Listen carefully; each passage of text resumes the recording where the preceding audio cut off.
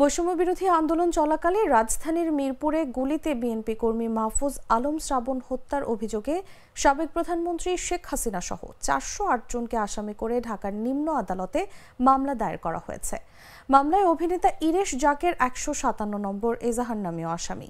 রোববার আদালত সূত্রে জানা যায়, নিহত ব্যক্তির ভাই মুস্তাফিজুর রহমান বাপ্পি গত ২০ এপ্রিল ঢাকার চিফ মেট্রোপলিটন ম্যাজিস্ট্রেট আদালতে মামলার আবেদন করেন। ওই দিন আদালত তার জবানবন্দি রেকর্ড করে অভিযোগটি মিরপুর মডেল থানার ভারপ্রাপ্ত কর্মকর্তাকে নিয়মিত মামলা হিসেবে নেওয়ার নির্দেশ দেন। এই মামলায় বিগত আওয়ামী লীগ সরকারের সাবেক মন্ত্রী, এমপি, ঢাকা সিটির সাবেক ২ মেয়র, সাংবাদিক, ব্যবসায়ী, নির্বাচন কমিশনার ও আইনজীবী সহ ৪০৮ জনের নাম উল্লেখ করা হয়।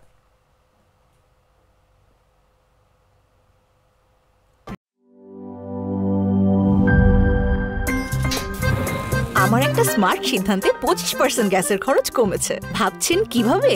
সাধারণ গ্যাস স্টোভ বদলে আমি এনেছি আরএফএল গ্যাস স্টোভ। এর সাইন্টিফিক নজল ও ব্রাস বার্নার ক্যাপ সমানভাবে তাপ ছড়িয়ে রান্না করে দ্রুত, তাই গ্যাসও বাঁচায় 25%, টাকাও বাঁচে 25%। আরএফএল গ্যাস স্টোভ নিরাপদ ও গ্যাস সাশ্রয়ী।